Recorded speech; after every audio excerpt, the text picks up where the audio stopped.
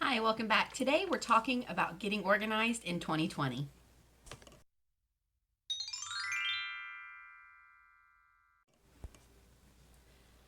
So, if you've watched my channel for any time now, you know that I'm a mom of two. I now have a two and a half year old and a 1 year old.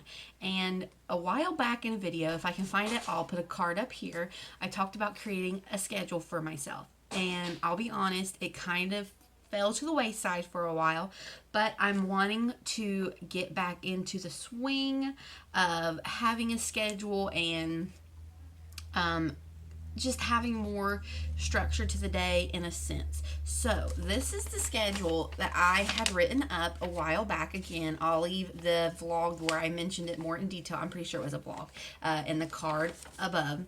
And I basically had it broken down into, well, here, let me just show you. So I had it broken up into me waking up and the boys, breakfast, playtime, focus playtime, and this is when the boys were taking separate nap times. But see, now they actually nap at the same time.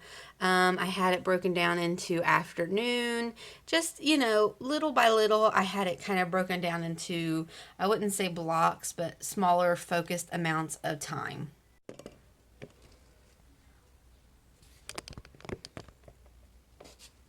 So what I think I want to try this year is actually the block schedule that a lot of people have heard about from Jordan Page. So I actually have it pulled up here on my computer, and I am going to print it out, and I'm going to print it out and write in it and stuff, and make like a rough draft, and then we'll probably try it for the month of January, and then at the end of January I'll come back and see if anything needs changed or reworked that is going to work better for me and the boys in our daily life. Sorry, I've lost the cord to print. Hold on a sec. And instead I started living it block by block. You just, it's pretty cool. So in high school or college or whatever it is, we got so much done. How are we able to do that? The secret? Blocks. Let me explain. Let's take high school, for example. Alarm rings in the morning, you wake up.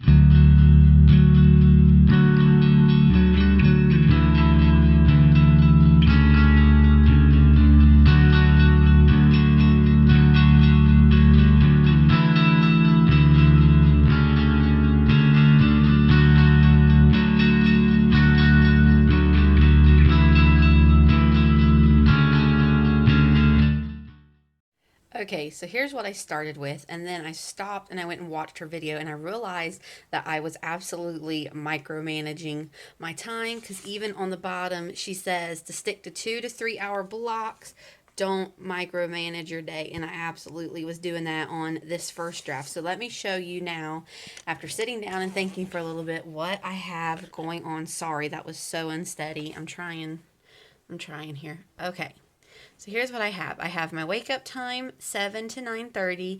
That deals with me getting up, doing my Devo prayer, water, getting the boys up, morning hugs or snuggles. We all just sit together for a little bit. Breakfast, eating, cleanup, unloading the dishwasher and checking their diapers.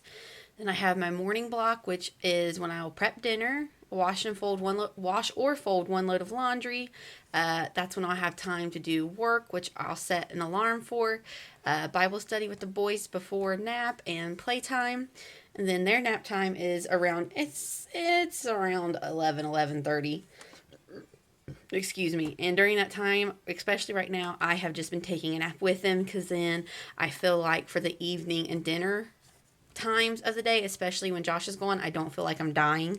So I've just been taking a nap with them at this time. The afternoon block, this was where I was super micromanaging, and I had to go back and just kind of stop and think. So we have fix lunch, eat lunch, clean up. I want to play with the boys, and then that's when I'm going to clean my zone, and that's something that I'm going to do another video on, is creating my zones, which I did start, if I ever find that notebook, working on that. The evening time, Wes takes a nap, Steven gets a snack. That's when I'll do more work, and any phone calls I need to make, I'll do while Weston's asleep. Dinner time, obviously cook, eat, clean up, load the dishwasher, run the dishwasher, pack Josh's lunch. Bedtime, which is the boys' time, is baths, family time, just hanging out with each other. They get to watch one TV show before bed, because usually I'm prepping like bottles and sippies and getting diapers and everything. Their bedtime story, which Steven gets right now. Steven does his prayers, and then they go to bed. And then for me, it's me and Josh shower, our time together to hang out, to talk, to, wink, wink. I also want to start reading before bed, and then obviously sleep time. So here's what I've got so far. Again, this is January, 3rd. So we're going to try this out for a month. So I'm kind of excited about this. I feel good. I'm going to tape this onto my refrigerator, which is where my other schedule was. And this was definitely, again, micromanaged. And this one I created when the weather was nice. So I did have a block where we went outside. Now, right now, with the weather and stuff, I don't have that block. So, come, obviously we're only going to do this for a month. But come springtime again, I would probably add on to the afternoon spot where I have playtime would be our outside time. So, we're going to give this a go. We'll see how this works out. And I'm probably just going to do this as one video and maybe just keep you updated in this video. And then at the end of the month, come back and talk to you about how I feel that this went and any revisions that I want to make. So, I'll see you in a couple days. All right, good morning. So, we're just kind of rolling through our daily block schedule. Right now it's about 10, so we are in the morning block. And for my morning block, I prep dinner, wash or fold a load of laundry, get some work done today. That's going to be doing bills. At some point, I want to have Bible study with the boys and play with them before nap. And right now, they're doing their activity bins. So let me pause, walk in the living room, and show you kind of what they're doing right now. Huh. Is it red? Yeah. So obviously he's doing colors, and this week's focus is red. So I gathered up a bunch of different red materials and got him a book and some cards. Hi. What color is that? 1, 1, 2. Okay, we're counting. That's good. Let's see Mr. Wezzy. He's mad because he got a new sippy and he hasn't figured it out yet. So he has some sensory activities or items, and this, and then his little loofah, and his squishy shark book. You want your book? Mr. Runny Nose. Oh my goodness. Huh? You want your sippy? Okay.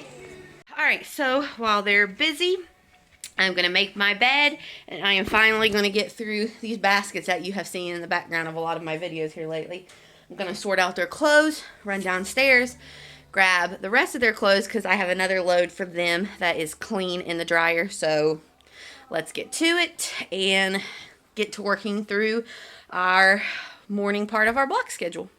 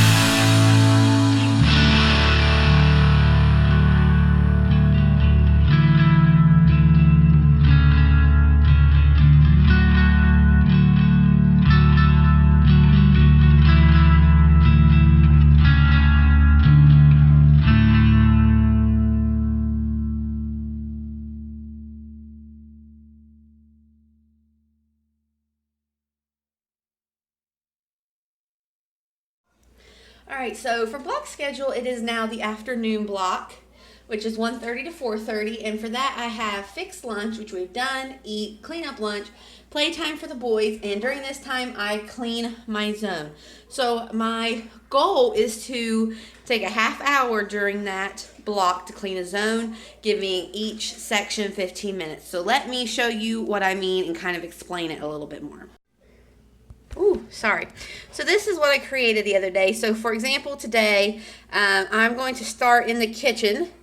So I would take 15 minutes to dust, 15 minutes to wipe down the cabinets, 15 minutes to clean the counter, so on and so forth. So for each, not activity, but for each little, like, what would you call that, task in my zone, I give 15 minutes to that task.